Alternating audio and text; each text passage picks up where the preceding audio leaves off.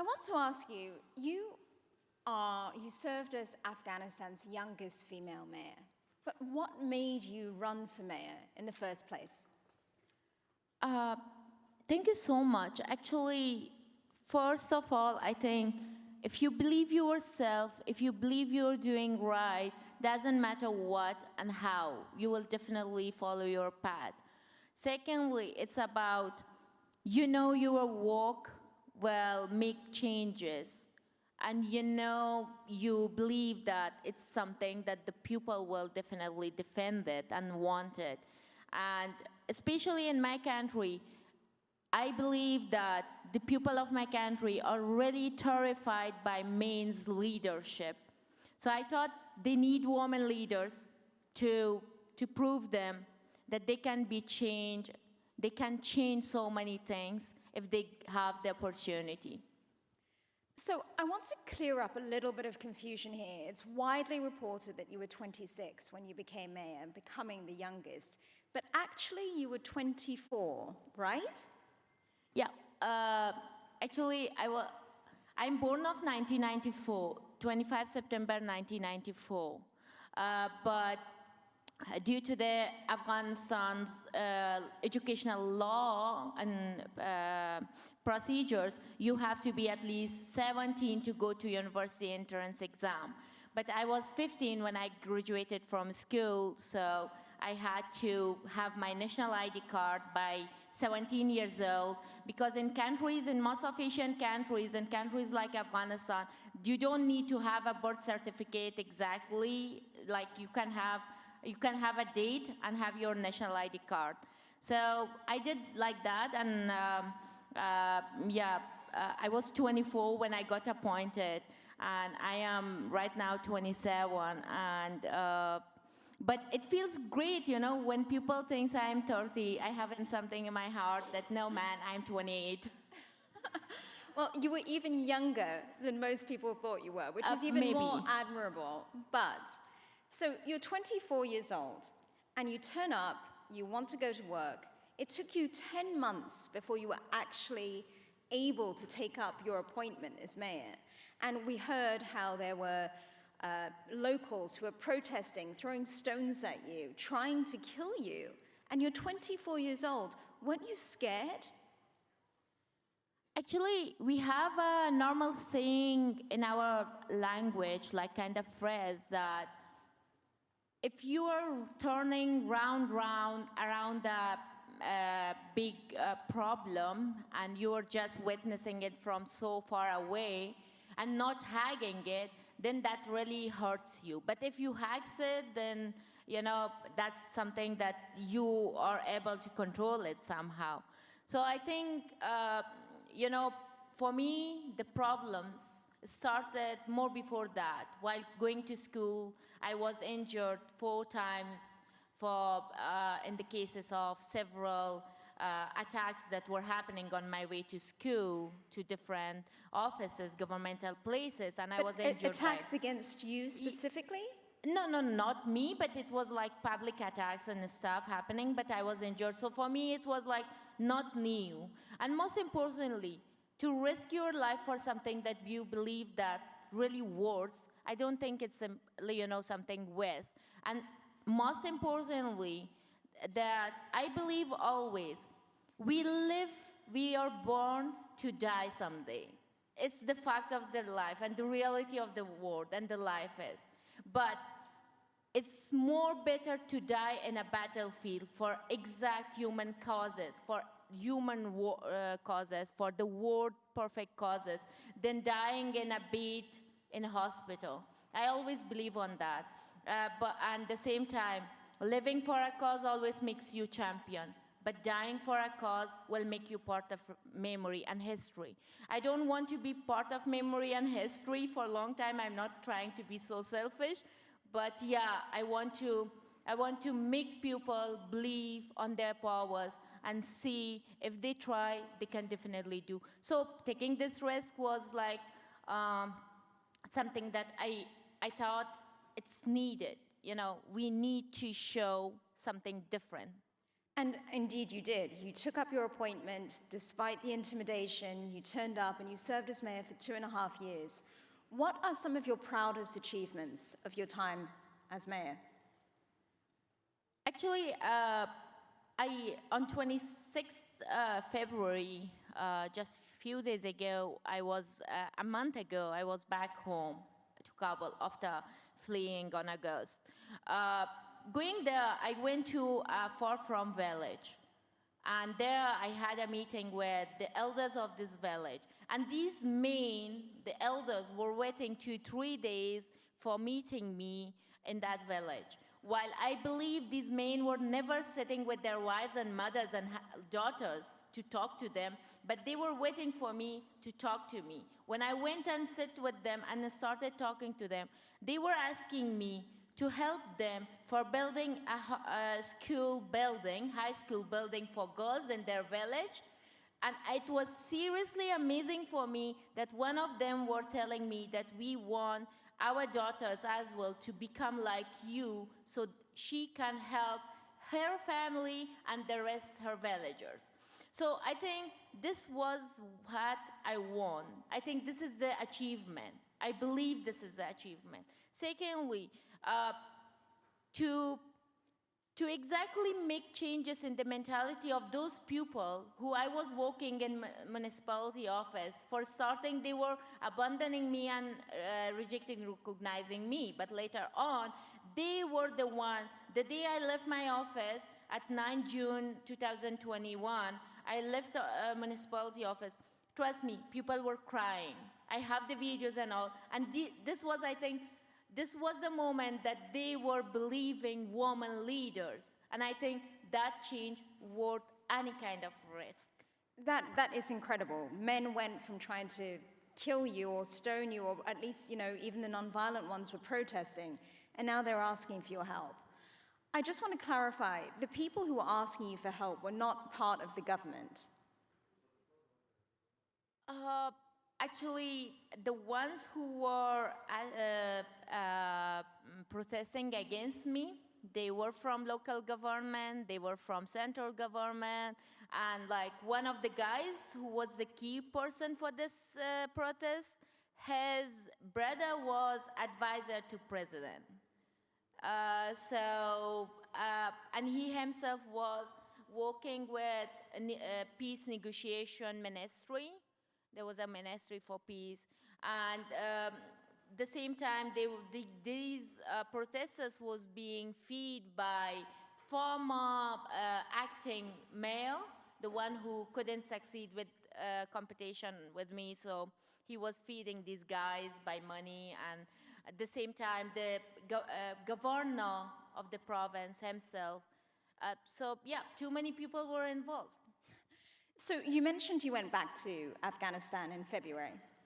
What was it like for you to see conditions on the ground, considering you had worked so hard to make your city a better place? What was it like going there now? It's so hard when you're building a building of 10, 15 floors, and then you're in the first floor seeing these all floors like just suddenly broken down one by one, and at the end, just to save your family life, you have to, you need to take them out, and you are also out because of them, and from that outside, you are seeing this building that you were part of building it. It's so hard. I went back to Kabul. I saw so many frustrating things. I saw people selling their kids on the streets. I saw people selling their body parts. I saw people selling their house materials, like the poverty, the human rights crisis, the crisis and the media staff, they are already abandoning media, the abuses of freedom of speech, and the journalists, the activists, the kidnaps of women activists, the arrests of so many main activists.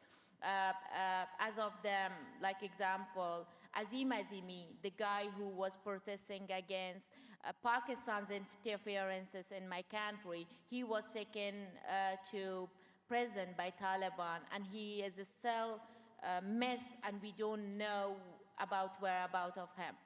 At the same time, the teachers, the doctors, like the most intellectual and educated people are already left the country. They just left the country. And now, just because of, I believe, just because of the ban on girls' school, there will be a big amount of people leaving the country, because now the Afghan people don't want their daughters to raise like uneducated. So situation was really worse.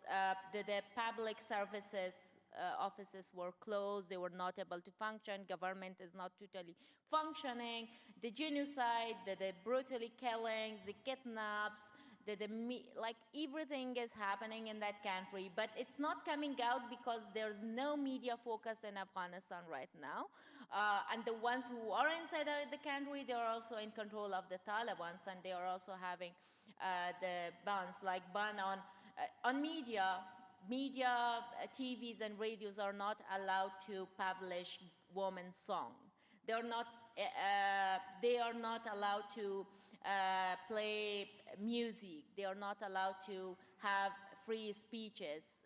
The ones who were having, like previously, we had some of activists coming to media and having interviews, but they were just taken away by Taliban to prisons. So at the same time, the healthcare services for women especially, like primary one, the maternity healthcare services are just dried up. So everything is just a mess.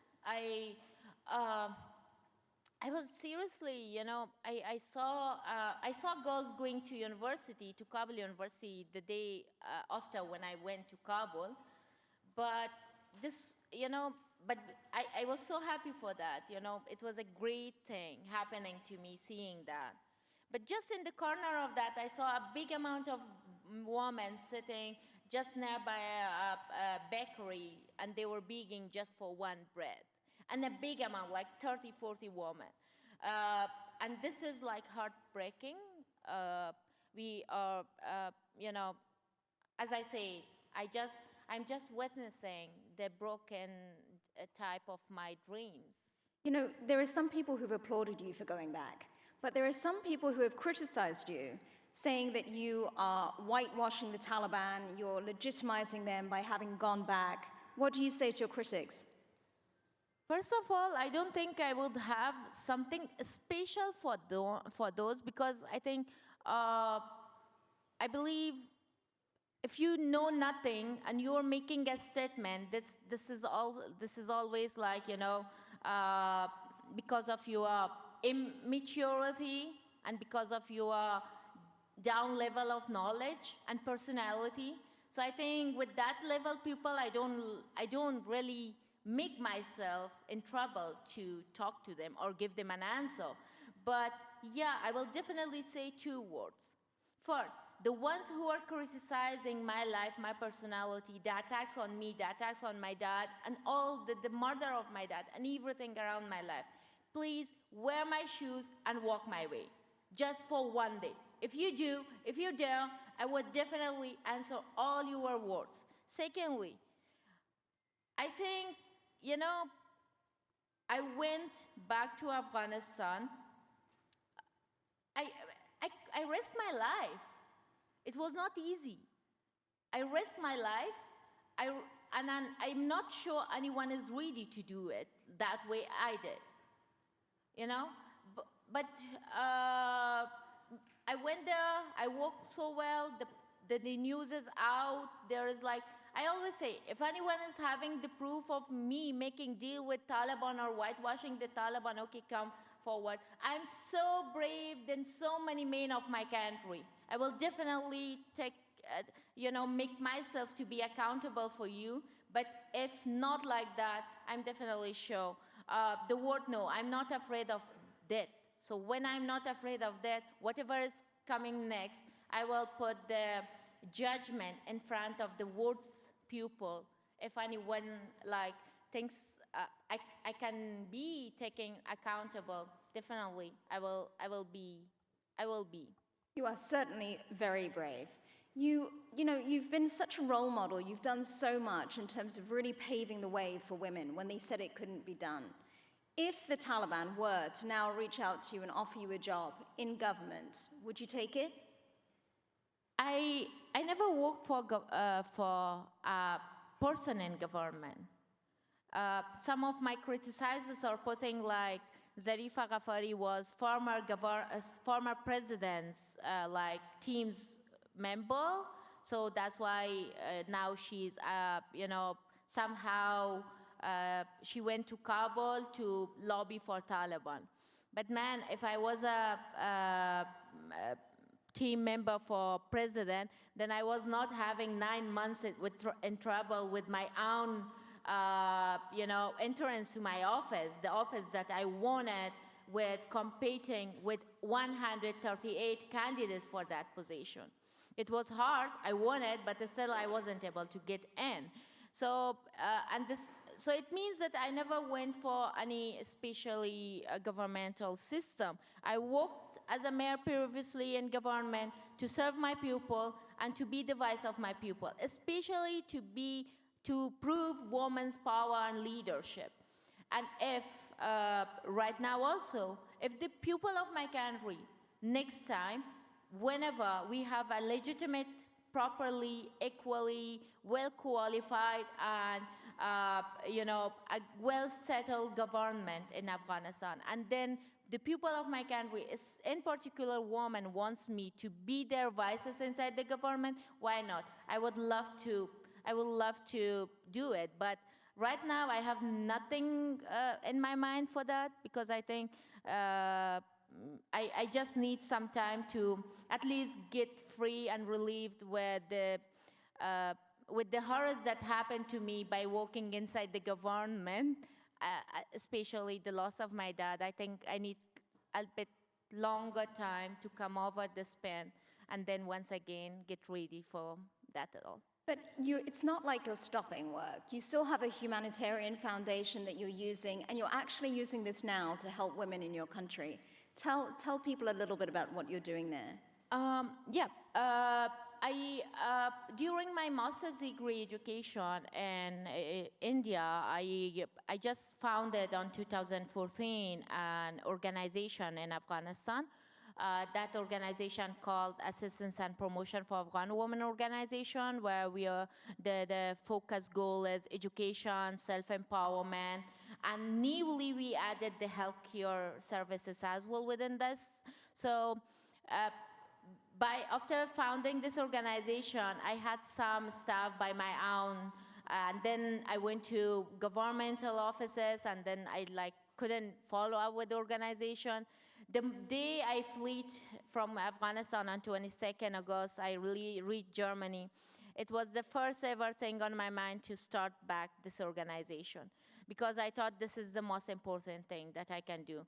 We worked so hard, and within 2 months, we could start our first ever center for women in Kabul, in the capital of Afghanistan, where we are delivering free educational and vocational training for women, for 60 women in a time, and at the same time, within this vocational trainings, we have 2 classes of tailoring and handicrafts trainings that altogether there are 90 girls or women studying in these classes.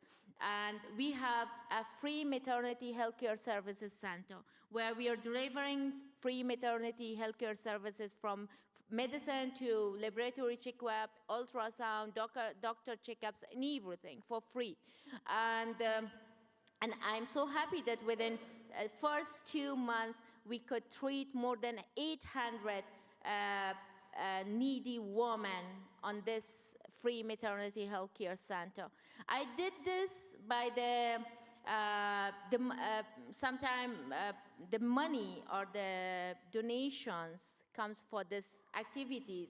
First, I did it with a crowdfunding under my name, under my own name. I started a crowdfunding, and that was also not going the way I wanted it, but still it helped me. And then some of my cash prizes, and finally I sold out some of my gold jewelries, and yeah, This center is now the fifth month of the center working in Kabul, and we are planning to develop its activities to too many other places of the country, other provinces of the country, because we believe whenever we are talking about nowadays educational stuff in Afghanistan for women, mostly people are talking about online education, but online education is not working in my country. It's not exactly working because people who are not able to buy pen and paper or notebook, they are not able to buy internet packages, mobiles, laptops, or maybe whatever else to have that online classes. So the only best way is to provide them these classes of educational classes, vocational classes, inside their own societies, by their own people, in support of their own community.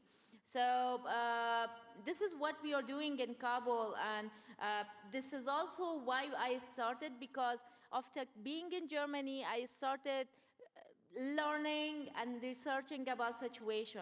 Then I realized that most important thing to a woman is education, health, and money.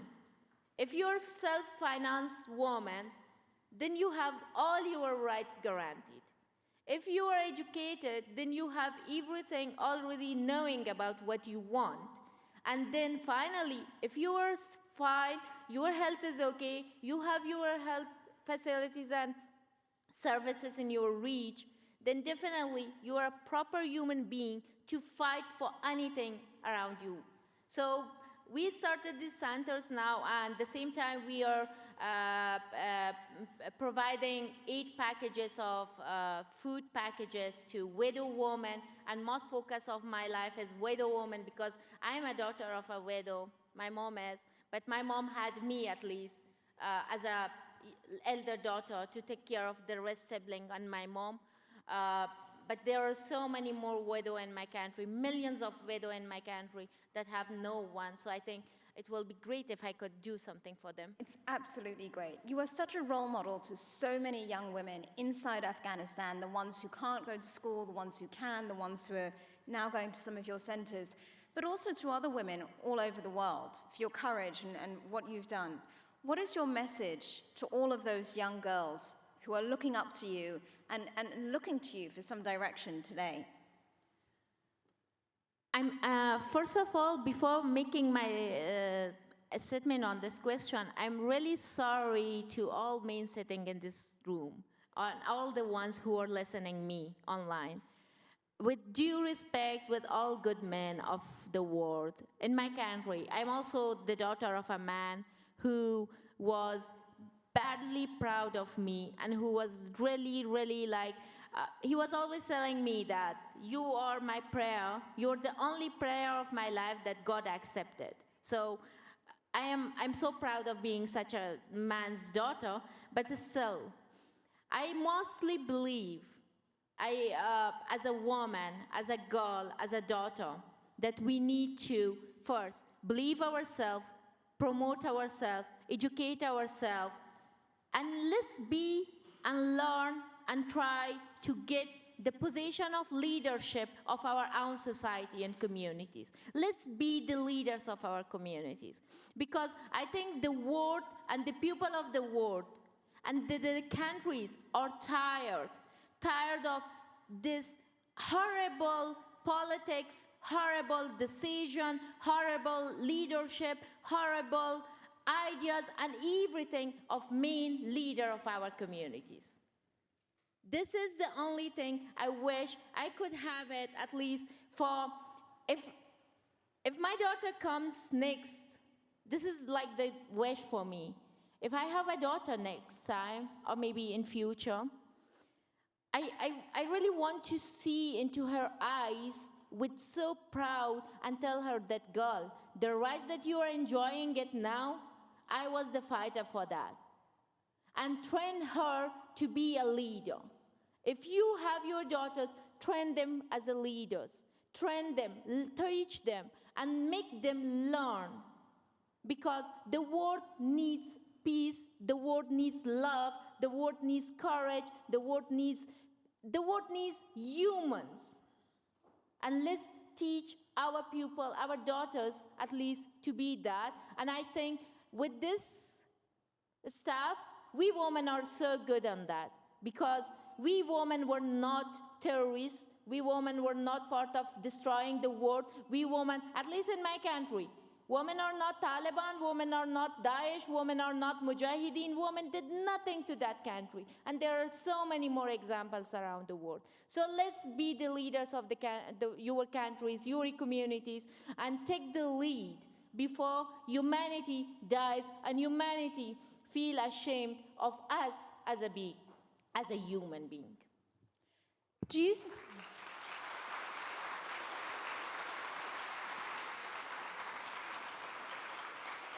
Do you think women's rights can exist under the Taliban? They have no other option. If they don't really accept the facts of my country, I am just one example of the woman of my country. Just imagine, if we are millions all together, it will be so difficult for so many powers of the world to face us. Taliban are so small ones. And they have to accept these facts. If they are not accepting these facts, two things are happening. One, it's sure that they cannot run this country, and they cannot stay longer in that country. Doesn't matter, America supports them, or UK or Europe. It really doesn't matter.